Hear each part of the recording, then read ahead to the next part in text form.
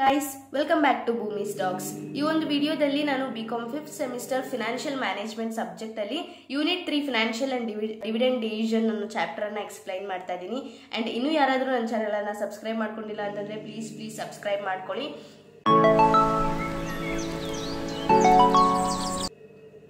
Firstly ನಾವಿಲ್ಲಿ ನೋಡೋದಾದ್ರೆ meaning of capital structure ನೋಡೋಣ. ಐ ಹೋಪ್ ವಿಡಿಯೋ ಕ್ಲಿಯರ್ ಆಗಿದೆ ಅಂದ್ಬಿಟ್ಟು. Capital structure meaning ಏನು ಅಂತಂದ್ರೆ capital structure means the composition of various long term funds like equity, preference, debentures and other long term loans. In other words, it is a appropriate of all types of securities in the capitalization of the company. Meaning ಬಂದು ತುಂಬಾ simple. ಹೆಂಗೆ ನಾವು ತಗೋಬೇಕು ಇದ್ರ meaning ಅಂತ ನೋಡೋದಾದ್ರೆ, ಒಂದು ಕಂಪನಿಗೆ ಕ್ಯಾಪಿಟಲ್ ಬೇಕು ಅಂತಂದ್ರೆ ವೇರಿಯಸ್ ಸೋರ್ಸಸ್ ಇಂದ ಫಂಡ್ಸ್ ಎಲ್ಲ ರೈಸ್ ಆಗಬೇಕು. ಆ ಫಂಡ್ಸ್ ಎಲ್ಲ ಎಲ್ಲಿಂದ ರೈಸ್ ಆಗುತ್ತೆ? By issuing equity shares, preference shares, debentures, ಈ ರೀತಿಯಾದ ಸೆಕ್ಯೂರಿಟೀಸ್ ಅಂಡ್ ಬಾಂಡ್ಸ್ ಅನ್ನ ಇಶ್ಯೂ ಮಾಡಿದಾಗ ಅವ್ರಿಗೆ ಫಂಡ್ಸ್ ರೈಸ್ ಆಗ್ತಾ ಹೋಗುತ್ತೆ. ಅದು ಕಂಪನಿ ಕ್ಯಾಪಿಟಲ್ ಸ್ಟ್ರಕ್ಚರ್ ಆಗುತ್ತೆ. ಮೀನಿಂಗ್ ಆಫ್ ಕ್ಯಾಪಿಟಲ್ ಸ್ಟ್ರಕ್ಚರ್ ಕೂಡ ಅದೇ ಆಗಿದೆ. Meaning of financial decision. Financial decision ಅಂದ್ರೆ ಏನು ಅಂತ ನಾವು ನೋಡೋಣ.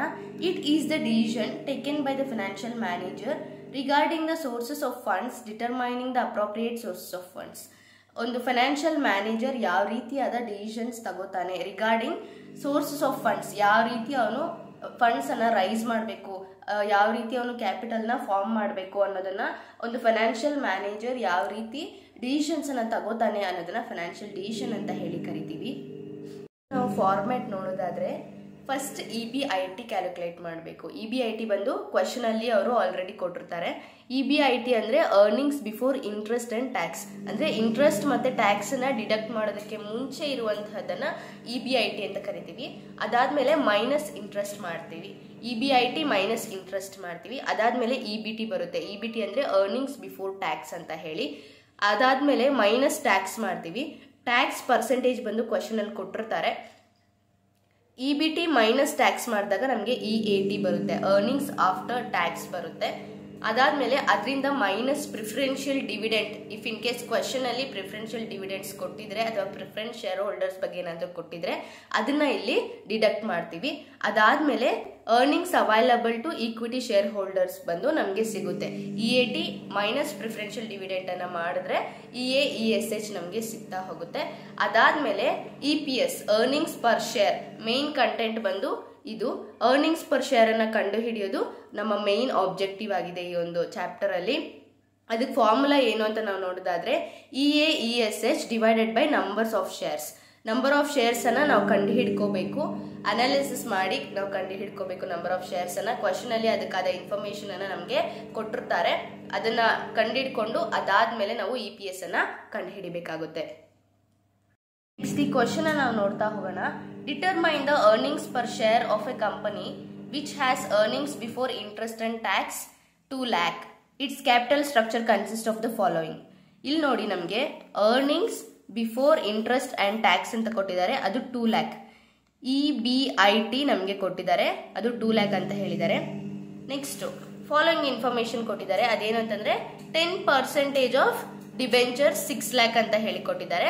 ಅಂಡ್ 12% ಆಫ್ ಶೇರ್ಸ್ 2 lakh ಅಂತ ಕೊಟ್ಟಿದ್ದಾರೆ. Equity shares of 100 each 5 lakh equity shares ಕೊಟ್ಟಿದ್ದಾರೆ. ಅಂಡ್ ಇಲ್ಲಿ ಪ್ರಿಫರೆನ್ಸ್ ಶೇರ್ಸ್, ಇದು ಪ್ರಿಫರೆನ್ಸ್ ಶೇರ್ ಅನ್ನ ನಮಗೆ ಕೊಟ್ಟಿದ್ದಾರೆ. The company has A 50% of tax blanket. 50% ಬಂದು ಟ್ಯಾಕ್ಸ್ ಬ್ಲಾಂಕೆಟ್ ಇದೆ ಅಂತ ಹೇಳಿದ್ದಾರೆ. And determine the percentage of changes associated with 25% increase and 25% decrease in EBIT. Calculation ನೋಡೋಣ ನಾವೀಗ. Computation of earnings per share, particulars, existing EBIT ನಮಗೆ question ಅಲ್ಲಿ ಎಷ್ಟು ಕೊಟ್ಟಿದ್ದಾರೆ ಅನ್ನೋದನ್ನ ನಾವು ಎಕ್ಸಿಸ್ಟಿಂಗ್ EBIT ಅಂತೀವಿ. ಅಂಡ್ ಕ್ವಶನ್ ಅಲ್ಲಿ ನಮಗೆ 25% increase and 25% decrease in EBIT ಅಂತ ಹೇಳಿ ಕೊಟ್ಟಿದ್ದಾರೆ. ಫಸ್ಟ್ ಕಾಲಮ್ ಅಲ್ಲಿ ನಾವು ಪರ್ಸೆಂಟೇಜ್ 25% ಇನ್ಕ್ರೀಸ್ ಅಂಡ್ 25% ಡಿಕ್ರೀಸ್ ಅನ್ನ ನಾವು ಕ್ಯಾಲ್ಕುಲೇಟ್ ಮಾಡ್ತೀವಿ. ಅಂಡ್ ಅದನ್ನ ಹೆಂಗೆ ಕ್ಯಾಲ್ಕುಲೇಟ್ ಮಾಡ್ತೀವಿ ಅಂತ ಹೇಳಿ ಮೇಲೆ ನಾನು ಬರ್ದಿದ್ದೀನಿ ನೋಡಿ. 2 lakh into 125 ಡಿವೈಡೆಡ್ ಬೈ 100. ಆ ರೀತಿ ಕ್ಯಾಲ್ಕುಲೇಟ್ ಮಾಡಿದಾಗ ನಮಗೆ ಈ ಒಂದು ಆನ್ಸರ್ ಸಿಗುತ್ತೆ. ಇಲ್ಲ ಅಂತಂದ್ರೆ 2 lakh ಪ್ಲಸ್ 25% ಮಾಡಿದ್ರು ನಮಗೆ ಈ ಒಂದು ಆನ್ಸರ್ ಸಿಗುತ್ತೆ. ಇಲ್ಲಿ ಲೆಸ್ 25% ಅಂದ್ರೆ ಡಿಕ್ರೀಸ್ 25% ಅಂತ ಕೊಟ್ಟಿದ್ದಾರೆ. ಡಿಕ್ರೀಸ್ ಮಾಡಿದಾಗ 2 lakh ಮೈನಸ್ 25% ಆದರೂ ಮಾಡ್ಬೋದು ನೀವು, ಅಥವಾ 2 lakh ಇಂಟು 75 ಡಿವೈಡೆಡ್ ಬೈ 100 ಆದರೂ ನೀವು ಮಾಡ್ಬೋದು. ನೆಕ್ಸ್ಟ್ ಇಲ್ಲಿ ನೋಡಿ, ಎಕ್ಸಿಸ್ಟಿಂಗ್ EBIT ಎಷ್ಟು ಕೊಟ್ಟಿದ್ದಾರೆ ಅಂದರೆ ನಮ್ಮ ಕ್ವಶನಲ್ಲಿ ನಾನು ಆಲ್ರೆಡಿ ಇಲ್ಲಿ ಹೇಳ್ದಂಗೆ 2 lakh ಕೊಟ್ಟಿದ್ದಾರೆ. ಆ 2 lakh ಅನ್ನು ನಾವಿಲ್ಲಿ ಬರ್ಕೋತೀವಿ. 25% ಇನ್ಕ್ರೀಸ್ ಆದಾಗ 2,50,000 ಆಗುತ್ತೆ, ಆ್ಯಂಡ್ 25% ಡಿಕ್ರೀಸ್ ಆದಾಗ 1,50,000 ಆಗುತ್ತೆ. ನೆಕ್ಸ್ಟ್ ಇಲ್ಲಿ ನಾವೇನು ಮಾಡಬೇಕು, ಫಾರ್ವರ್ಡ್ ಪ್ರಕಾರ ಇಂಟ್ರೆಸ್ಟ್ನ ಡಿಡಕ್ಟ್ ಮಾಡಬೇಕು. ಇಂಟ್ರೆಸ್ಟ್ ಎಷ್ಟು ಕೊಟ್ಟಿದ್ದಾರೆ ಇಲ್ಲಿ ನೋಡಿ, ಡಿಬೆಂಚರ್ಸ್ ಅಂತ ಕೊಟ್ಟಿದ್ದಾರೆ ಅಲ್ವಾ, ಇದನ್ನೇ ಇಂಟ್ರೆಸ್ಟ್ ಅಂತ ನಾವು ಕನ್ಸಿಡರ್ ಮಾಡ್ತೀವಿ. ಅದೇ 6 lakhಗೆ 10% ಇಂಟ್ರೆಸ್ಟ್ ಕೊಟ್ಟಿದ್ದಾರೆ. ಆಗ 6 lakh ಇಂಟು 10% ಮಾಡಿದಾಗ ನಮಗೆ 60,000 ಬರುತ್ತೆ. ಆ್ಯಂಡ್ ಇಲ್ಲಿ 25% ಇನ್ಕ್ರೀಸ್ ಮತ್ತು ಡಿಕ್ರೀಸ್ ಮಾಡಬಾರ್ದು, ಬಿಕಾಸ್ ಕ್ವಶನಲ್ಲಿ ಏನು ಕೊಟ್ಟಿದ್ದಾರೆ ಅಂತ ಕ್ಲಿಯರ್ ಆಗಿ ನೋಡಿ. ಓನ್ಲಿ EBITಯಲ್ಲಿ 25% ಇನ್ಕ್ರೀಸ್ ಮತ್ತೆ 25% ಡಿಕ್ರೀಸ್ ಆಗಿದೆ ಅಂತ ಕೊಟ್ಟಿರೋದು, ಎಲ್ಲದರಲ್ಲೂ ಇನ್ಕ್ರೀಸ್ ಡಿಕ್ರೀಸ್ ಆಗಿದೆ ಅಂತ ಕೊಟ್ಟಿಲ್ಲ. ಅದನ್ನ ಕ್ಲಿಯರ್ ಆಗಿ ನೀವು ಅರ್ಥ ಮಾಡ್ಕೋಬೇಕು. ನೆಕ್ಸ್ಟ್ ಇವೆರಡನ್ನು ಮೈನಸ್ ಮಾಡಿದ್ರೆ EBT ಬರುತ್ತೆ 1,40,000, 1,90,000, 90,000. ನೆಕ್ಸ್ಟ್ ಮೈನಸ್ ಟ್ಯಾಕ್ಸ್ ಬ್ಲಾಂಕೆಟ್ ಬಂದು 50% ಕೊಟ್ಟಿದ್ದಾರೆ. ಇಲ್ಲಿ ನೋಡ್ಬೋದು 50% ಬಂದು ಟ್ಯಾಕ್ಸ್ ಬ್ಲಾಂಕೆಟ್ ಕೊಟ್ಟಿದ್ದಾರೆ. ಆ 50% ಬಂದು ನಾವಿಲ್ಲಿ ಈ ಅಮೌಂಟ್ ಇದೆಯಲ್ಲ EBT ಮೇಲೆ 50% ನಾವು ಕ್ಯಾಲ್ಕುಲೇಟ್ ಮಾಡ್ತೀವಿ. ಆ ಥರ 50% ಕ್ಯಾಲ್ಕುಲೇಟ್ ಮಾಡಿದಾಗ 70,000, 95,000, 45,000 ಬರುತ್ತೆ. ಇದನ್ನ ಏನು ಮಾಡಬೇಕು, ಮೈನಸ್ ಮಾಡಬೇಕು. EBT ಮೈನಸ್ ಟ್ಯಾಕ್ಸ್ ಮಾಡಿದ್ರೆ EAT ಬರುತ್ತೆ. EAT ಅಂದರೆ ಅರ್ನಿಂಗ್ಸ್ ಆಫ್ಟರ್ ಟ್ಯಾಕ್ಸ್. ಅದು 70,000, 95,000, 45,000 ಅರ್ನಿಂಗ್ಸ್ ಆಫ್ಟರ್ ಟ್ಯಾಕ್ಸ್ ಬರುತ್ತೆ. Next minus preference dividend. ಇಲ್ಲಿ ನೋಡಿ, ಪ್ರಿಫರೆನ್ಸ್ ಡಿವಿಡೆಂಡ್ ಬಂದು ಇಲ್ಲಿ ಕೊಟ್ಟಿದ್ದಾರೆ. ಪ್ರಿಫರೆನ್ಸ್ ಶೇರ್ಸ್ ಅಂತ 2 lakh 12% ಅಂತ ಕೊಟ್ಟಿದ್ದಾರೆ. ಅದನ್ನೇ ಇಲ್ಲಿ ನಾವು ಮಾಡಿರೋದು 2 lakh ಇಂಟು 12% ಮಾಡಿದೀವಿ. ಅದು 24,000 ಬಂದಿದೆ. ಅದನ್ನ ನಾವು ಮೈನಸ್ ಮಾಡಿದ್ರೆ EAESH ಬರುತ್ತೆ. ಅಂದ್ರೆ EAT ಮತ್ತೆ ಪ್ರಿಫರೆನ್ಸ್ ಅನ್ನ ಮೈನಸ್ ಮಾಡಿದ್ರೆ ನಾವು EAESH ಬರುತ್ತೆ. ಅದು 46,000, 71,000 ಆ್ಯಂಡ್ 21,000. ನೆಕ್ಸ್ಟ್ ಇಲ್ಲಿ ನೋಡಿದ್ರೆ EPS ನ ಹೆಂಗೆ ಕಂಡುಹಿಡ್ತೀವಿ ಅಂತಂದ್ರೆ EAESH ಡಿವೈಡೆಡ್ ಬೈ ಇದು number of shares. Number of shares ಎಲ್ಲಿಂದ ಬಂತು, ಈಕ್ವಿಟಿ ಶೇರ್ಸ್ ಇದೆ ಅಲ್ವಾ. ಇಲ್ಲಿ ಈಕ್ವಿಟಿ ಶೇರ್ಸ್ ಎಷ್ಟು ಹೇಳಿದ್ದಾರೆ, 100 ಈಚ್ 5 lakh ಅಂತ ಹೇಳಿದ್ದಾರೆ. 5 lakh ಡಿವೈಡೆಡ್ ಬೈ 100 ಮಾಡಿದಾಗ 5,000 ಈಕ್ವಿಟಿ ಶೇರ್ಸ್ ಬರುತ್ತೆ. ಇದು ನಂಬರ್ ಆಫ್ ಈಕ್ವಿಟಿ ಶೇರ್ಸ್ ಮತ್ತೆ ಇದು total equity shares. 5 lakh divided by 100 ಮಾಡಿದಾಗ ನಮಗೆ 5,000 ಸಿಗುತ್ತೆ. ಇವೆರಡನ್ನು ಅಂದ್ರೆ 46,000 ಡಿವೈಡೆಡ್ ಬೈ 5,000 ಮಾಡಿದಾಗ 9.2 ಸಿಗುತ್ತೆ. 71,000 ಡಿವೈಡೆಡ್ ಬೈ 5,000 ಮಾಡಿದಾಗ 14.2 ಸಿಗುತ್ತೆ. 21,000 ಡಿವೈಡೆಡ್ ಬೈ 5,000 ಮಾಡಿದಾಗ 4.2 ನಮಗೆ ಸಿಗುತ್ತೆ. ಇದು EPS ಕ್ಯಾಲ್ಕುಲೇಷನ್ ಆಗಿದೆ. ನೆಕ್ಸ್ಟ್ ನಾವಿಲ್ಲಿ ಪೆಂಟಾ ಲಿಮಿಟೆಡ್ ಅಂತ ಒಂದು ಪ್ರಾಬ್ಲಮ್ ಅನ್ನು ನೋಡೋಣ. ಅದರಲ್ಲಿ ಏನು ಕೊಟ್ಟಿದ್ದಾರೆ ಅಂತ ನೋಡೋಣ. ಫಸ್ಟ್ಲಿ ಇಲ್ಲಿ ಪೆಂಟಾ limited has currently on equity of 15 lakh ಅಂತ ಹೇಳಿದ್ದಾರೆ. 15 lakhಗೆ 15,000 equity shares of 100 each ಅಂತ ಅವ್ರು ಹೇಳಿದ್ದಾರೆ. The management is planning to raise another 2,50,000 for expansion program. ಅಂದ್ರೆ ಆ ಒಂದು ಕಂಪನಿನ ಎಕ್ಸ್ಪ್ಯಾಂಡ್ ಮಾಡೋದಕ್ಕೆ 25 lakh ಫಂಡ್ಸ್ ಅನ್ನ ರೈಸ್ ಮಾಡೋಣ ಅಂತ ಅನ್ಕೊಂಡಿದ್ದಾರೆ. ಯಾವ ರೀತಿ ಫಂಡ್ಸ್ ಅನ್ನ ರೈಸ್ ಮಾಡ್ತಾರೆ ಅಂತಂದ್ರೆ by issuing 25,000 equity shares of 100 each and by issue of 25,000 8% debentures at 100 each and to issue 25,000 8% preference shares of 100 each ಅಂತ ಹೇಳಿದ್ದಾರೆ. Next the estimated EBIT of the company is 8 lakh. 8 lakh EBIT ಇದೆ ಅಂತ ಹೇಳಿದ್ದಾರೆ. And the tax rate is 50%. Tax rate ಕೂಡ ಕೊಟ್ಟಿದ್ದಾರೆ. Determine the EPS under various proposals and comment which alternative is best and why. ಯಾವ alternative ತುಂಬಾ best ಅನ್ನೋದನ್ನ comment ಮಾಡಿ ಅಂತ ಹೇಳಿದ್ದಾರೆ. ಸೊಲ್ಯೂಷನ್ ಅನ್ನ ನೋಡೋಣ ನಾವೀಗ. ಫಸ್ಟ್ ನಾವು ಅನಾಲಿಸಿಸ್ ಟೇಬಲ್ ಅನ್ನ ಮಾಡಬೇಕು. ಯಾವ ರೀತಿ ಅನಾಲಿಸಿಸ್ ಟೇಬಲ್ ಅನ್ನ ನಾವು ಮಾಡ್ತೀವಿ ಅನ್ನೋದನ್ನ ನೋಡೋಣ. ಫಸ್ಟ್ ಪರ್ಟಿಕ್ಯುಲರ್ಸ್ 1, 2, 3 ಅಂತ ಹಾಕೊಂಡಿದೀವಿ. ಯಾಕೆ 1, 2, 3 ಅಂತ ನಾವು ನೋಡೋದಾದ್ರೆ ಇಲ್ಲಿ ಪ್ರಪೋಸಲ್ A-B-C ಅಂತ ಇದೆ. ನೀವು ABC ಅಂತಾದ್ರೂ ಹಾಕೋಬಹುದು, 1, 2, 3 ಅಂತಾದ್ರೂ ಹಾಕೋಬಹುದು. ಪ್ರಪೋಸಲ್ 1 ಬಂದು ಈಕ್ವಿಟಿ ಶೇರ್ಸ್ ಇದೆ, ಪ್ರಪೋಸಲ್ 2 ಬಂದು ಡಿಬೆಂಚರ್ಸ್ ಇದೆ, ಪ್ರಪೋಸಲ್ 3 ಬಂದು ಪ್ರಿಫರೆನ್ಸ್ ಶೇರ್ಸ್ ಇದೆ. ಈಗ ESC ಅಂತಂದ್ರೆ ಈಕ್ವಿಟಿ ಶೇರ್ ಕ್ಯಾಪಿಟಲ್ ಎಷ್ಟಿದೆ ಅಂತ ನಾವು ನೋಡೋದಾದ್ರೆ 15 lakh ಇದೆ. ಇಲ್ಲಿ ನಾವು ನೋಡೋದಲ್ಲ, ನೋಡಿಲಿ ಈಕ್ವಿಟಿ ಶೇರ್ ಆಫ್ 15 lakh ಬಂದು ಕಂಪನಿ ಹತ್ರ ಆಲ್ರೆಡಿ ಇದೆ. ಆ 15 lakh ನ 3 ಇದಕ್ಕೂ ನಾವು ಬರ್ಕೋಬೇಕು. ನೆಕ್ಸ್ಟ್ ಈಕ್ವಿಟಿ ಎಷ್ಟು ಇಶ್ಯೂ ಮಾಡಿದ್ದಾರೆ ಅಂತಂದ್ರೆ 25,000 equity shares of 100 each issue ಮಾಡಿದ್ದಾರೆ. ಇಲ್ಲಿ 25,000 ಇಂಟು 100 ಮಾಡಿದ್ರೆ 25 lakh ಬರುತ್ತೆ. ನೆಕ್ಸ್ಟ್ 8% ಡಿಬೆಂಚರ್ಸ್ ಬಂದು 25,000 100 ಈಚ್ಗೆ ಇಶ್ಯೂ ಮಾಡಿದ್ದಾರೆ. ಅದು ಕೂಡ 25 lakh ಬರುತ್ತೆ. ಅಂಡ್ ಪ್ರಿಫರೆನ್ಸ್ ಶೇರ್ಸ್ ಕೂಡ 25,000 100 ಈಚ್ಗೆ ಇಶ್ಯೂ ಮಾಡಿದ್ದಾರೆ, ಅದು ಕೂಡ 25 lakh ಬರುತ್ತೆ. ನೆಕ್ಸ್ಟ್ ನಂಬರ್ ಆಫ್ ಶೇರ್ಸ್, ಇಲ್ಲೆಷ್ಟು ಶೇರ್ಸ್ ಇದೆ, ಇಲ್ಲೆಷ್ಟಿದೆ ಅಂತ ನಾವು ಕಂಡುಹಿಡ್ಕೋಬೇಕು. ಇಲ್ಲಿ ನಾವು ನೋಡೋದಾದ್ರೆ ಒಂದು ಸಿಂಪಲ್ ಟೆಕ್ನಿಕ್ ಹೇಳ್ತೀನಿ ನೋಡಿ. ಈಕ್ವಿಟಿ ಶೇರ್ಸ್ ಮಾತ್ರ equity share capital and equity ಇವೆರಡನ್ನು ಕನ್ಸಿಡರ್ ಮಾಡಬೇಕು. ಅವೆರಡನ್ನು ಆ್ಯಡ್ ಮಾಡಿದಾಗ ನಮಗೆ 40 lakh ಬರುತ್ತೆ. ಅದಾದ್ಮೇಲೆ ಇಲ್ಲಿ ಡಿಬೆಂಚರ್ಸ್ ಕಡೆ ಬಂದಾಗ ನಾವು 8% ಡಿಬೆಂಚರ್ಸ್ ಅನ್ನ ಕನ್ಸಿಡರ್ ಮಾಡೋದಿಲ್ಲ, ನಾವು ಬರೀ 15 lakh ಅನ್ನ ಕನ್ಸಿಡರ್ ಮಾಡ್ತೀವಿ. ಅಂಡ್ ಇಲ್ಲಿ ಕೂಡ ಅಷ್ಟೇ 15 lakh ಅನ್ನ ಮಾತ್ರ ಕನ್ಸಿಡರ್ ಮಾಡ್ತೀವಿ. ಬರೀ ಈಕ್ವಿಟಿ ಕಾಲಮ್ ಅಲ್ಲಿ ಮಾತ್ರ equity shares and equity share capital ಇವೆರಡನ್ನು ಆಡ್ ಮಾಡ್ಕೋತೀವಿ. ಓಕೆ, ನೆಕ್ಸ್ಟ್ ಇವಾಗ ನಂಬರ್ ಆಫ್ ಶೇರ್ಸ್ ಬಂದು 40 lakh ಇದೆ. ಇಲ್ಲಿ ಈ 25 lakh ಬಿಟ್ಬಿಟ್ರೆ ಕನ್ಸಿಡರ್ ಮಾಡಿದ್ರೆ ಇಲ್ಲಿ 15 lakh ಇರುತ್ತೆ. ಆ 15 lakh ನ ನಾವು ಇಲ್ಲಿ ಬರ್ಕೋತೀವಿ ಅಂಡ್ 15 lakh ನ ಮತ್ತೆ ನಾವು ಇಲ್ಲಿ ಬರ್ಕೋತೀವಿ. Next number of equity shares ಹೆಂಗ್ ಕಂಡುಹಿಡಿಯೋದು? ಈಗ ಇಲ್ಲಿ ಪ್ರತಿಯೊಂದಕ್ಕೂ 100 each ಅಂತ ಕೊಟ್ಟಿದ್ದಾರೆ. ಡಿಬೆಂಚರ್ಸ್ಗೆ 100 each ಕೊಟ್ಟಿದ್ದಾರೆ. 40 lakh ಡಿವೈಡೆಡ್ ಬೈ 100 ಮಾಡಿದ್ರೆ 40,000 ಬರುತ್ತೆ. ಅದೇ ರೀತಿ 15 lakh ಡಿವೈಡೆಡ್ ಬೈ 100 ಮಾಡಿದ್ರೆ 15,000 ಬರುತ್ತೆ. 15 lakh ಡಿವೈಡೆಡ್ ಬೈ 100 15,000. ಈಗ ಈಕ್ವಿಟಿದು, ಡಿಬೆಂಚರ್ಸ್ದು ಅಂಡ್ ಪ್ರಿಫರೆನ್ಸ್ ಶೇರ್ಸ್ದು ನಂಬರ್ ಆಫ್ ಶೇರ್ಸ್ ಬಂದು ನಾವು ಕಂಡುಹಿಡ್ಕೊಂಡಿದ್ದಾಯ್ತು. ನೆಕ್ಸ್ಟ್ ಏನ್ ಮಾಡಬೇಕು ಅದನ್ನ ನೋಡೋಣ. ನೆಕ್ಸ್ಟ್ ಈಗ ನಮ್ಮ ಫಾರ್ಮ್ಯಾಟ್ ಪ್ರಕಾರ ಇಲ್ಲಿ ನೋಡಿ, EBIT ಫಸ್ಟ್ ಏನಿದೆ ಇಲ್ಲಿ 1 2 3 ಇದು ನಿಮ್ಗೆ ಗೊತ್ತಾಗುತ್ತಲ್ಲ, equity, debentures and preference shares. EBIT ಎಷ್ಟು ಕೊಟ್ಟಿದ್ದಾರೆ ಇಲ್ಲಿ ನೀವು ಇಲ್ಲಿ ಕ್ವಶನ್ ಅಲ್ಲಿ ನೋಡಬಹುದು, 8 lakh ಕೊಟ್ಟಿದ್ದಾರೆ. ಈ 8 lakh ಅನ್ನ ನಾವು ಇಲ್ಲಿ ಬರ್ಕೋತೀವಿ. ನೆಕ್ಸ್ಟ್ ಮೈನಸ್ ಇಂಟ್ರೆಸ್ಟ್ ಮಾಡಬೇಕು. ಫಾರ್ಮೆಟ್ ಪ್ರಕಾರ ನಾವು ಇಂಟ್ರೆಸ್ಟ್ ಮಾಡಬೇಕು. ಇಂಟ್ರೆಸ್ಟ್ ಎಷ್ಟು ಅಂತ ನಾವು ನೋಡೋದಾದ್ರೆ ಈ 25 lakh ಇರುತ್ತಲ್ವಾ, ಸಾರಿ ಈ 25 lakh ಇದೆಯಲ್ವಾ, ಇಲ್ಲಿ 25 lakh ಇದೆಯಲ್ಲ, ಈ 25 lakh ಇಂಟು 8% ಮಾಡಬೇಕು. ನೋಡಿ ಇಲ್ಲಿ 25 lakh ಇಂಟು 8% ಮಾಡಿದಾಗ ಇಲ್ಲಿ 2 lakh ಬರುತ್ತೆ. ಇವೆರಡನ್ನು ಮೈನಸ್ ಮಾಡಿದ್ರೆ ನಮಗೆ EBIT ಸಿಗುತ್ತೆ. ಇಲ್ಲಿ ನಾವು ಈಕ್ವಿಟಿ ಶೇರ್ಸ್ಗೂ ಬರೆಯಲ್ಲ ಅಂಡ್ ಪ್ರಿಫರೆನ್ಸ್ ಶೇರ್ಸ್ಗೂ ಬರೆಯಲ್ಲ, ಬಿಕಾಸ್ ಇಲ್ಲಿ ಬರೀ ಕೇಳಿರೋದು ಇಂಟ್ರೆಸ್ಟ್ ಮಾತ್ರ. ಇಂಟ್ರೆಸ್ಟ್ ಯಾವ ಕಾಲಮ್, ಡಿಬೆಂಚರ್ಸ್ ಅಲ್ಲಿ ನಾವು ಬರೀಬೇಕು. ಅಂಡ್ ಟ್ಯಾಕ್ಸ್ ಬಂದು 50% ಇಲ್ಲಿ ಅವರೇ ಕೊಟ್ಟಿದ್ದಾರೆ, ಟ್ಯಾಕ್ಸ್ 50% ಅಂತ. ಈ ಒಂದು EBT ಮೇಲೆ 50% ಅನ್ನ ನಾವು ಮಾಡ್ತೀವಿ. 50% ಅನ್ನ ಮಾಡಿದಾಗ 4 lakh 3 lakh 4 lakh ಬರುತ್ತೆ. ಅಂಡ್ ಈ ಎರಡನ್ನ ಮೈನಸ್ ಮಾಡಿದ್ರೆ ನಮಗೆ EAT ಸಿಗುತ್ತೆ. EAT ಎಷ್ಟು? 4 lakh 3 lakh 4 lakh.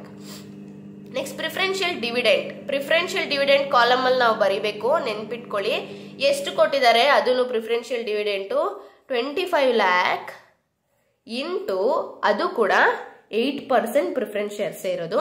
ಸೊ 8% ಮಾಡಿದಾಗ 2 lakh ಬರುತ್ತೆ. ಓಕೆನಾ. ನೆಕ್ಸ್ಟ್ EAESH ಎಷ್ಟು ಅಂತ ನಾವು ನೋಡೋದಾದ್ರೆ ಇವೆರಡನ್ನು ಮೈನಸ್ ಮಾಡಿದ್ರೆ ನಮಗೆ EAESH ಬಂದು ಸಿಗ್ತಾ ಹೋಗುತ್ತೆ. ನೆಕ್ಸ್ಟ್ ಅರ್ನಿಂಗ್ಸ್ ಪರ್ ಶೇರ್ ಬಂದ್ಬಿಟ್ಟು EAESH divided by number of shares ಮಾಡಿದ್ರೆ, ನಂಬರ್ ಆಫ್ ಶೇರ್ಸ್ ನಾವು ಕಂಡುಹಿಡಿದಿದ್ದೀವಿ, ನೆನಪಿದ್ಯಾ ನಿಮಗೆ? ನೋಡಿ ಇಲ್ಲಿ 40,000 15,000. ಇವಾಗ ನೋಡಿ 40 lakh ಡಿವೈಡೆಡ್ ಬೈ 40,000 ಮಾಡಬೇಕು, ಅವಾಗ 10 ಬರುತ್ತೆ. 3 lakh ಡಿವೈಡೆಡ್ ಬೈ 15,000 ಮಾಡಿದಾಗ 20 ಬರುತ್ತೆ. ನೆಕ್ಸ್ಟ್ 2 lakh ಡಿವೈಡೆಡ್ ಬೈ 15,000 ಮಾಡಿದಾಗ 13.3 ಬರುತ್ತೆ. ಇದಿಷ್ಟು ಈ ಪ್ರಾಬ್ಲಮ್. ಅಂಡ್ ದೇರ್ ಫಾರ್ ಪ್ರಪೋಸಲ್ 2 ಡೆಪ್ಟ್ should be selected, in the sense debentures should be selected because they earn maximum EPS ಅಂತ ಹೇಳಿದೀವಿ. ಇದಿಷ್ಟು ಬಂದು ಪೆಂಟಾ ಲಿಮಿಟೆಡ್ ಪ್ರಾಬ್ಲಮ್ ಆಗಿದೆ. ಇದೇ ರೀತಿಯಾದ 12 marks ಪ್ರಾಬ್ಲಮ್ಸ್ ಅನ್ನ ಕೊಡೋ ಚಾನ್ಸಸ್ ಜಾಸ್ತಿ ಇದೆ. ಅಂಡ್ ಇನ್ನೂ ಒಂದು ಪ್ರಾಬ್ಲಮ್ ಅನ್ನ, ಒಂದು ದೊಡ್ಡ ಪ್ರಾಬ್ಲಮ್ ಅನ್ನ ನಾನು ಎಕ್ಸ್ಪ್ಲೈನ್ ಮಾಡ್ತೀನಿ. ಈ ಒಂದು ಕ್ವಶನ್ ಅನ್ನ ನೋಡೋದಾದ್ರೆ ಇದು ತುಂಬಾ ಅಂದ್ರೆ ತುಂಬಾ ಇಂಪಾರ್ಟೆಂಟ್. 12 ಮಾರ್ಕ್ಸ್ಗೆ ಈ ರೀತಿಯಾದ ಒಂದು ಕ್ವಶನ್ ಬಂದು ಪಕ್ಕಾ ಎಕ್ಸಾಮ್ ಅಲ್ಲಿ ಕೇಳ್ತಾರೆ. ಏನ ಕ್ವಶನ್ ಅಂತ ಅದನ್ನ, A companies capital structure consist of the following. ಇದು ಆಲ್ರೆಡಿ ಕಂಪನಿಯಲ್ಲಿ ಇರುವಂತಹದ್ದು, ಅಂದ್ರೆ ಕಂಪನಿ ಕ್ಯಾಪಿಟಲ್ ಸ್ಟ್ರಕ್ಚರ್ ಬಂದು ಇದನ್ನೆಲ್ಲ ಐಟಮ್ಸ್ ಅನ್ನ ಒಳಗೊಂಡಿರುತ್ತೆ ಅಂತ ಅಂದ್ಬಿಟ್ಟು. Equity shares of 100 each 20 lakh ಕೊಟ್ಟಿದ್ದಾರೆ. ರಿಟೈನ್ಡ್ ಅರ್ನಿಂಗ್ಸ್ 10 lakh ಕೊಟ್ಟಿದ್ದಾರೆ. 9% ಪ್ರಿಫರೆನ್ಸ್ ಶೇರ್ಸ್ 12 lakh 100 each ಅಂತ ಕೊಟ್ಟಿದ್ದಾರೆ. 7% ಡಿಬೆಂಚರ್ಸ್ ₹8 lakh. ಟೋಟಲ್ ಬಂದು 50 lakh ಅವ್ರ ಹತ್ರ ಕ್ಯಾಪಿಟಲ್ ಇದೆ. ಕಂಪನಿ ಹತ್ರ ಆಲ್ರೆಡಿ ಕ್ಯಾಪಿಟಲ್ ಬಂದು 50 lakh ಇದೆ. The company earns 12% on its capital. Earnings ಬಂದು 12% ಇದೆ. And the income tax rate in the sense tax rate ಬಂದು 50%.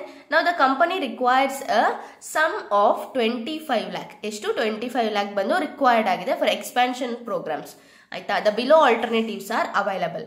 ಈಗ ಇದು ಇಷ್ಟು ಕಂಪನಿ ಹತ್ರ ಇದ್ದಿದ್ದು ಎಕ್ಸ್ಪಾನ್ಷನ್ಗೋಸ್ಕರ ಏನೆಲ್ಲ ಅದು ಇಶ್ಯೂ ಮಾಡ್ತಾ ಇದೆ ಅನ್ನೋದನ್ನ ನಾವು ನೋಡಬೇಕು. ಎಕ್ಸ್ಪಾನ್ಷನ್ಗೋಸ್ಕರ issue of 20,000 equity shares at a premium of 25 rupees per share, face value ಬಂದು 100.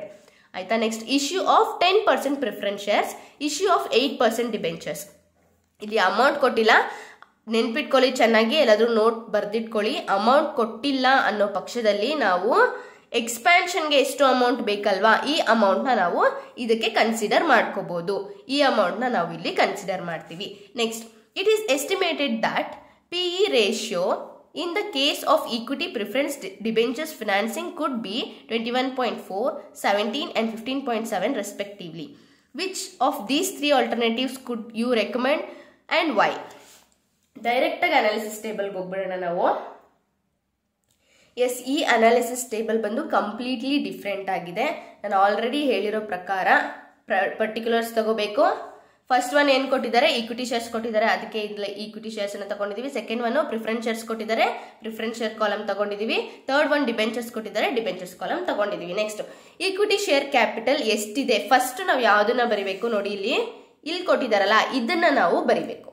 ಆಯ್ತಾ, ಈಕ್ವಿಟಿ ಶೇರ್ ಕ್ಯಾಪಿಟಲ್ ಇಲ್ಲಿ ಎಷ್ಟಿದೆ, 20 lakh ಬರ್ತಿದೀವಿ. ಇಲ್ಲಿ ನೋಡಿ 20 lakh ಈಕ್ವಿಟಿ ಶೇರ್ಸ್ ಇದೆ. ಆ 20 lakh ನ ನಾವಿಲ್ಲಿ 3ಕ್ಕೂ ಡಿವೈಡ್ ಮಾಡಿದೀವಿ. 3ಕ್ಕೂ ಡಿವೈಡ್ ಮಾಡ್ತೀವಿ, ನೆನ್ಪಿಟ್ಕೊಳ್ಳಿ.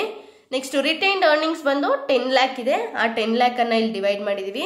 ನೆಕ್ಸ್ಟ್, 9% ಪ್ರಿಫರೆನ್ಸ್ ಶೇರ್ 12 lakh ಇದೆ. ಆ 12 lakh ನು ಡಿವೈಡ್ ಮಾಡಿದೀವಿ. ಅಂಡ್ 7% ಡಿಬೆಂಚರ್ಸ್ 8 lakh ಇದೆ. ಆ 8 lakh ನ ಕೂಡ ನಾವಿಲ್ಲಿ ಡಿವೈಡ್ ಮಾಡಿದೀವಿ. ನೆಕ್ಸ್ಟ್, ಇಲ್ಲಿಂದ ನಾವು ಏನು ಕನ್ಸಿಡರ್ ಮಾಡ್ತೀವಿ ಅಂತ ನೋಡೋದಾದ್ರೆ, ಇಲ್ಲಿ ನೋಡಿ 20,000 equity shares at 100 each, face value ಬಂದು 100 ಇದೆ. Equity shares 20,000 into 100 2 lakh. ಇದನ್ನ ಏನ್ ಮಾಡ್ತೀವಿ, ಬರೀ ಈಕ್ವಿಟಿ ಕಾಲಮ್ ಅಲ್ಲಿ ಮಾತ್ರ ನಾವು ಬರಿತೀವಿ. ಈ ಕಾಲಮ್ಸ್ಗೆ ಬರಲ್ಲ, ಈ ಕಾಲಮ್ಸ್ ಅಲ್ಲಿ ನಾವು ನಿಲ್ ಹಾಕ್ತಿವಿ. ನೆಕ್ಸ್ಟ್ ಇಲ್ಲಿ ಮೈನಸ್ ಶೇರ್ ಪ್ರೀಮಿಯಂ ಮಾಡಬೇಕು. ಕ್ವಶನ್ ಅಲ್ಲಿ ಶೇರ್ ಪ್ರೀಮಿಯಂ ಕೊಟ್ಟಿದ್ದಾರೆ, 25 rupees ಬಂದು ಶೇರ್ ಪ್ರೀಮಿಯಂ ಇದೆ ಅಂದ್ಬಿಟ್ಟು 20K ಇಂಟು 25 ಮಾಡಬೇಕು. ಅಂದ್ರೆ 20,000 ಶೇರ್ಸ್ ಇದೆ, 20,000 ಶೇರ್ಸ್ ಇಂಟು 25 ರೂಪಾಯಿ ಬಂದು ಶೇರ್ ಪ್ರೀಮಿಯಂ, ಅದು 5 lakh ಆಗುತ್ತೆ. ಅಂಡ್ ಪ್ರಿಫರೆನ್ಸ್ ಅಲ್ಲಿ ಡಿವಿಡೆಂಟ್ ಅಲ್ಲಿ ನಾವು ಬರೆಯೋ ಹಾಗಿಲ್ಲ. ನೆಕ್ಸ್ಟ್ ಏನ್ ಕೊಟ್ಟಿದ್ದಾರೆ, 10% ಪ್ರಿಫರೆನ್ಸ್ ಶೇರ್ ಕೊಟ್ಟಿದ್ದಾರೆ. ನಾನು ಆಲ್ರೆಡಿ ಹೇಳ್ದಂಗೆ ಇಲ್ಲಿ ನಮಗೆ ಪ್ರಿಫರೆನ್ಸ್ ಶೇರ್ಸ್ ಅಮೌಂಟ್ ಕೊಟ್ಟಿಲ್ಲ ಅಂತಂದ್ರೆ ಎಷ್ಟು ಕ್ಯಾಪಿಟಲ್ ನ ರೈಸ್ ಮಾಡ್ತಾರೆ, ಎಷ್ಟು ರಿಕ್ವೈರ್ಡ್ ಇದೆ ಆ ಒಂದು ಅಮೌಂಟ್ ಅನ್ನ ನಾವಿಲ್ಲಿ ಬರ್ಕೋಬೇಕು. ಡಿಬೆಂಚರ್ಸ್ಗೂ ಅಷ್ಟೇ 25 lakh ಬರ್ಕೋಬೇಕು. ಅಂಡ್ ಇದನ್ನೆಲ್ಲದನ್ನು ಆಡ್ ಮಾಡಿದ್ರೆ 75 lakh ನಮಗೆ ಸಿಗುತ್ತೆ. ನೆಕ್ಸ್ಟ್, ಟೋಟಲ್ ಕ್ಯಾಪಿಟಲ್ ಇದು. ಆಯ್ತಾ, next number of equity shares ನಾವು ಹೆಂಗ್ ಕಂಡುಹಿಡಿತೀವಿ ಅಂತ ನಾವು ನೋಡೋದಾದ್ರೆ, ಇಲ್ಲಿ ನೋಡಿ 20 lakh, ಇಲ್ಲಿ equity share capital plus equity share. ಓಕೆನಾ, 20 lakh plus 20 lakh minus 5 lakh ಎಲ್ಲ ನಾವು ಮಾಡಂಗಿಲ್ಲ. ಬರೀ ಈಕ್ವಿಟಿ ಶೇರ್ಸ್ ನ ಮಾತ್ರ ತಗೋತೀವಿ, ಶೇರ್ ಪ್ರೀಮಿಯಮ್ಸ್ ನ ತಗೊಳಂಗಿಲ್ಲ. 20 lakh ಪ್ಲಸ್ 20 lakh 40 lakh ಆಗುತ್ತೆ. ಈ 40 lakh ಡಿವೈಡೆಡ್ ಬೈ 100 ಮಾಡ್ತೀವಿ, ಆಗ 40,000 ಶೇರ್ಸ್ ಬರುತ್ತೆ. ನೆಕ್ಸ್ಟ್ ಬಂದು ಇಲ್ಲಿ ನೋಡಿ, ನಾವು ಡಿಬೆಂಚರ್ಸ್ಗೆ ಏನ್ ತಗೋತೀವಿ, ನಾನು ಆಲ್ರೆಡಿ ಹೇಳ್ದಂಗೆ ಡಿಬೆಂಚರ್ಸ್ಗೆ ಇವೆಲ್ಲ ಯಾವ ತಗೊಳ್ಳೋದಿಲ್ಲ. ಬರೀ ಇಲ್ಲಿ ಮೇಲೆ ESC ಅಂತ ಬರ್ದಿದೀವಲ್ಲ, ಈಕ್ವಿಟಿ ಶೇರ್ ಕ್ಯಾಪಿಟಲ್ ಬರ್ದಿದೀವಲ್ಲ, ಅದನ್ನ ಮಾತ್ರ ಕನ್ಸಿಡರ್ ಮಾಡಬೇಕು. ಅದು 20 lakh ಡಿವೈಡೆಡ್ ಬೈ 100 20,000 ಶೇರ್ಸ್ ಆಗುತ್ತೆ. ನೆಕ್ಸ್ಟ್ ಇದು ಅಷ್ಟೇ, 20 lakh ಡಿವೈಡೆಡ್ ಬೈ 100 20,000 ಶೇರ್ಸ್ ಆಗುತ್ತೆ. ಅನಾಲಿಸಿಸ್ ಟೇಬಲ್ ಬಂದು ನಿಮ್ಗೆ ಕ್ಲಿಯರ್ ಆಗಿದೆ ಅಂತ ಅನ್ಕೋತೀನಿ. ಏನಾದ್ರು ಡೌಟ್ಸ್ ಇದ್ರೆ ಕಾಮೆಂಟ್ ಸೆಕ್ಷನ್ ಅಲ್ಲಿ ಕಮೆಂಟ್ ಮಾಡಿ. ನೆಕ್ಸ್ಟ್ ಬಂದು ಕಂಪ್ಯೂಟೇಷನ್ ಆಫ್ EPS ನಾವು ನೋಡೋದಾದ್ರೆ, ಪರ್ಟಿಕ್ಯುಲರ್ಸ್ ಫಸ್ಟ್ ಕಾಲಮ್ ಬಂದು ಈಕ್ವಿಟಿ ಶೇರ್ಸ್, ಸೆಕೆಂಡ್ ಕಾಲಮ್ ಬಂದು preference shares and third column ಬಂದು ಡಿಬೆಂಚರ್ಸ್ ಆಗಿದೆ. ಫಸ್ಟ್ಲಿ EBIT ಹೆಂಗೆ ನಾವು ನೋಡೋದಾದ್ರೆ, 75 lakh ಇಲ್ಲಿ ನಮಗಿದೆ. 75 lakh ನೋಡಿ, ಇಲ್ಲಿ 75 lakh ಇದೆ ಟೋಟಲ್ ಕ್ಯಾಪಿಟಲ್. 75 lakh ಇಂಟು 12% ನಾವು ಮಾಡಬೇಕು. ಅರ್ನಿಂಗ್ಸ್ ಬಂದು 12% ಮಾಡಬೇಕು. 75 lakh ಇಂಟು 12% ಮಾಡಿದಾಗ 9 lakh ಬಂದು 3ಕ್ಕೂ ಡಿವೈಡ್ ಮಾಡ್ತೀವಿ. ಇದು EBIT 3ಕ್ಕೂ ಡಿವೈಡ್ ಮಾಡಬೇಕು. ನೆಕ್ಸ್ಟ್, ಇಂಟ್ರೆಸ್ಟ್ ಯಾವ ರೀತಿ ಮಾಡೋದು ಅಂದ್ರೆ, ಇಂಟ್ರೆಸ್ಟ್ಗೆ ನಾವು ಇಲ್ಲಿ ಡಿಬೆಂಚರ್ಸ್ ನಾವು ಕ್ಯಾಲ್ಕುಲೇಟ್ ಮಾಡಬೇಕು. ಕರೆಕ್ಟಾ? ಡಿಬೆಂಚರ್ಸ್ ಬಂದು ಇಲ್ಲಿ ಈಕ್ವಿಟಿ ಶೇರ್ಸ್ಗೆ 8 lakh ಇದೆ, ಪ್ರಿಫರೆನ್ಸ್ ಶೇರ್ಸ್ಗೂ 8 lakh ಇದೆ. ಅಂಡ್ ಇಲ್ಲಿ 25 lakh ಹೆಂಗೆ ನಾವು ತಗೋತೀವಿ ಅಂತಂದ್ರೆ ನೋಡಿ, ಇಲ್ಲಿ 25 lakh ಅನ್ನ ತಗೋತೀವಿ. ಹೆಂಗೆ ಅಂತ ಇಲ್ಲಿ ನೋಡೋಣ. 8 lakh ಇಂಟು 7%. ಈ 7% ಎಲ್ಲಿಂದ ಬಂತು ನೋಡಿ, ಇಲ್ಲಿ ಕಂಪನಿ ಹತ್ರ ಆಲ್ರೆಡಿ 7% ಡಿಬೆಂಚರ್ಸ್ ಇದೆ, ಅದರಿಂದ ಈ 7% ಅನ್ನ ಇಲ್ಲಿ ತಗೋತೀವಿ. ಇಲ್ಲಿ ಡಿಬೆಂಚರ್ಸ್ ಬಂದು 8 lakh ಇದೆ, ಈಕ್ವಿಟಿ ಶೇರ್ ಕಾಲಮ್ ಅಲ್ಲಿ 8 lakh ಇಂಟು 7% ನಾವಿಲ್ಲಿ ತಗೋತೀವಿ. ಅದೆಷ್ಟಾಗುತ್ತೆ? 56,000 ಆಗುತ್ತೆ. 8 lakh ಇಂಟು 7% ಮತ್ತೆ ಅಂದ್ರೆ ಪ್ರಿಫರೆನ್ಸ್ ಶೇರ್ ಕಾಲಮ್ ಅಲ್ಲೂ ಅದನ್ನ ನಾವು ತಗೋತೀವಿ, ಅದು 56,000 ಆಗುತ್ತೆ. ನೆಕ್ಸ್ಟ್ 25 lakh ಇಂಟು 8% ಎಲ್ಲಿಂದ ಬಂತು ಅಂತ ನಾವು ನೋಡೋದಾದ್ರೆ, ಇಲ್ಲಿ 8% ಡಿಬೆಂಚರ್ಸ್ ಇದೆ ಅಂಡ್ ಇಲ್ಲಿ ಡಿಬೆಂಚರ್ಸ್ ಕಾಲಮ್ ಅಲ್ಲಿ 25 lakh ಇದೆ. ಈ 25 lakh ಇಂಟು 8% ಮಾಡಿದಾಗ ನಮಗೆ 2,50,000 ಬರುತ್ತೆ. ಓಕೆನಾ? ಇದಿಷ್ಟು ಆದ್ಮೇಲೆ ನೆಕ್ಸ್ಟ್ EBT ಮಾಡಬೇಕು. ಇವೆರಡನ್ನು ಮೈನಸ್ ಮಾಡಿದ್ರೆ EBT ಬರುತ್ತೆ. ಟ್ಯಾಕ್ಸ್ ಬ್ಲಾಂಕೆಟ್ ಅವರೇ ಕೊಟ್ಟಿದ್ದಾರೆ ಕ್ವಶನ್ ಅಲ್ಲಿ. ಎಷ್ಟಿದೆ ಟ್ಯಾಕ್ಸು? 50% ಇದೆ ಟ್ಯಾಕ್ಸು. ಆ 50% ಅನ್ನ ನಾವು ಇಲ್ಲಿ ಮಾಡಬೇಕು. ಅಂದ್ರೆ ಈ ಅಮೌಂಟ್ ಮೇಲೆ 50% ಅಂತ ಮಾಡಿದ್ರೆ ಇದಿಷ್ಟು ಬರುತ್ತೆ. ನೆಕ್ಸ್ಟ್ EAT ಅಂದ್ರೆ ಇವೆರಡನ್ನು ಮೈನಸ್ ಮಾಡಿದ್ರೆ EAT ಬರುತ್ತೆ. Minus preference dividend. Preference dividend ಹೆಂಗ್ ಮಾಡೋದು ಅಂತ ನಾನು ಹೇಳ್ಕೊಡ್ತೀನಿ ಈಗ. ಪ್ರಿಫರೆನ್ಸ್ ಡಿವಿಡೆಂಡ್ ಕೂಡ ಸೇಮ್ ಆಸ್ ಇಟ್ ಈಸ್. ಈ 12 lakh ಇಂಟು 9%. ನಾವಿಲ್ಲಿ ನೋಡ್ಬೋದಾದ್ರೆ ಪ್ರಿಫರೆನ್ಸ್ ಶೇರ್ ಬಂದು 12 lakh ಇದೆ, ಇಲ್ಲೂ 12 lakh ಇದೆ, ಇಲ್ಲೂ 12 lakh ಇದೆ.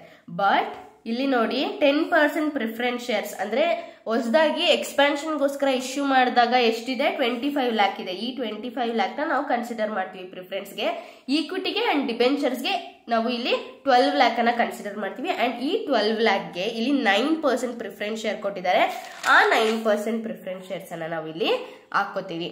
ಇಲ್ಲಿ ನೋಡಿ 12 lakh ಇಂಟು 9% ಬಂದು 1,08,000 ಆಗುತ್ತೆ. ಅಂಡ್ ಸೆಂಟ್ರಲ್ಲಿ ಪ್ರಿಫರೆನ್ಸ್ ಇರೋದ್ರಿಂದ 25 lakh ಇಂಟು 10% ಮಾಡ್ಕೋತೀವಿ. ಹೆಂಗೆ 10%? ನೋಡಿ, ಇಲ್ಲಿ ಹೊಸದಾಗಿ ಇಶ್ಯೂ ಮಾಡಿದಾಗ 10% ಪ್ರಿಫರೆನ್ಸ್ ಶೇರ್ಸ್ ಅನ್ನ ಇಶ್ಯೂ ಮಾಡಿದ್ದಾರೆ, ಅದು 25 lakhಗೆ. 25 lakh ಇಂಟು 10% ಮಾಡಿದಾಗ 3,58,000 ಬರುತ್ತೆ. ನೆಕ್ಸ್ಟ್ ಮತ್ತೆ ಅದೇ ರೀತಿ 12 lakh ಇಂಟು 9% ಮಾಡ್ತೀವಿ, ಅದು 1,80,000 ಬರುತ್ತೆ. ಹೋಪ್ ನಿಮಗೆ ಕ್ಲಿಯರ್ ಅಂತ. ನೆಕ್ಸ್ಟ್ ಇವೆರಡನ್ನು ಮೈನಸ್ ಮಾಡಿದ್ರೆ ನಿಮಗೆ EIESH ಸಿಗುತ್ತೆ. ಅದಾದ್ಮೇಲೆ EIESH divided by number of shares ಮಾಡಿದಾಗ EPS ಸಿಗುತ್ತೆ. EPSಗೆ ಇಲ್ಲಿ PE ರೇಷಿಯೋ ಅಂತ ಕೊಟ್ಟಿದ್ದಾರೆ. ನಾನು ಇದನ್ನ ಕ್ವಶನ್ ಓದ್ಬೇಕಾದ್ರೆ ಎಕ್ಸ್ಪ್ಲೈನ್ ಮಾಡಿಲ್ಲ, ಬಿಕಾಸ್ ನಿಮಗೆ ಕನ್ಫ್ಯೂಸ್ ಆಗೋ ಚಾನ್ಸಸ್ ಜಾಸ್ತಿ ಇದೆ.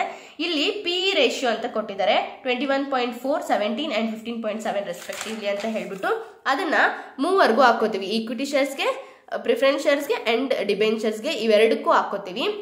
ಆಗ EPS ಇಂಟು PE ರೇಷಿಯೋ ಇವೆರಡನ್ನು ಮಾಡಿದ್ರೆ ಮಾರ್ಕೆಟ್ ಪ್ರೈಸ್ ಒಂದು ಶೇರ್ ಬೆಲೆ ಎಷ್ಟು ಅನ್ನೋದು ನಮಗೆ ಸಿಗ್ತಾ ಹೋಗುತ್ತೆ. ನೋಡಿ, ಇಲ್ಲಿ EPS ಇಂಟು PE ಮಾಡಿದಾಗ ಇಷ್ಟು ಆನ್ಸರ್ ನಮಗೆ ಸಿಗ್ತಾ ಹೋಗುತ್ತೆ. ಅದನ್ನೇ ಕ್ವಶನ್ ಅಲ್ಲಿ ನಮಗೆ ಕೇಳಿರೋದು. 3 ಆಲ್ಟರ್ನೇಟಿವ್ಸ್ ಅಲ್ಲಿ ಯಾವುದು ಬೆಸ್ಟ್ ಆಗಿದೆ ಅದನ್ನ ರೆಕಮೆಂಡ್ ಮಾಡಿ ಅಂತ ಹೇಳಿ ಕೇಳಿದ್ದಾರೆ. 3 ಆಲ್ಟರ್ನೇಟಿವ್ಸ್ ಅಲ್ಲಿ ಪ್ರಿಫರೆನ್ಸ್ ಬಂದು ಚೆನ್ನಾಗಿದೆ, ಬೆಸ್ಟ್ ಅನ್ಸ್ಕೊಂಡಿದೆ, ಅದಕ್ಕೋಸ್ಕರ ನಾವು ಇದನ್ನ ರೆಕಮೆಂಡ್ ಮಾಡ್ತಾ ಇದ್ದೀವಿ.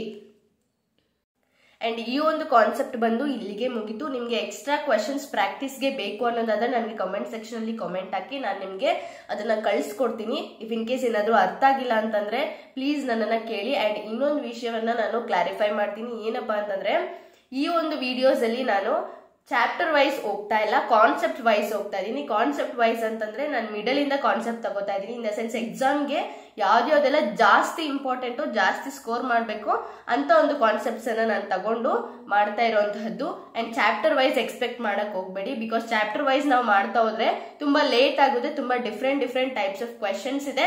ನಾನು ಎಲ್ಲಾ ಕ್ವೆಶನ್ಸ್ ಅನ್ನು ಒಂದು ಕ್ವೆಶನ್ ಅಲ್ಲಿ ಇರೋ ತರ ನೋಡಿ ಮರ್ಜ್ ಮಾಡಿ ಮಾಡ್ತಾ ಇದ್ದೀನಿ.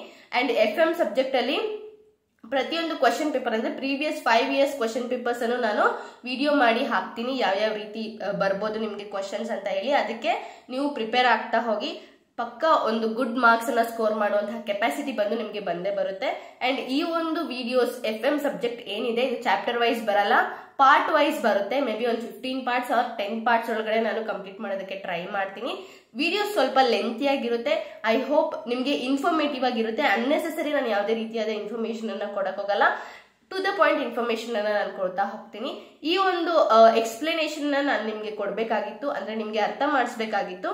ದಟ್ಸ್ ವೈ ನಾನು ಈ ಒಂದು ವಿಷಯವನ್ನ ನಿಮ್ಗೆ ಕನ್ವೆ ಮಾಡ್ತಾ ಇದ್ದೀನಿ. Thank you so much for watching this video. ಈ ವಿಡಿಯೋಸ್ ಅನ್ನ ಆದಷ್ಟು ನೀವು ಫಾರ್ವರ್ಡ್ ಮಾಡ್ತಾ ಇರಿ, ಸಬ್ಸ್ಕ್ರೈಬ್ ಮಾಡಿಸ್ತಾ ಇರಿ, ನಿಮ್ ಫ್ರೆಂಡ್ಸ್ಗೆ ಹೇಳಿ.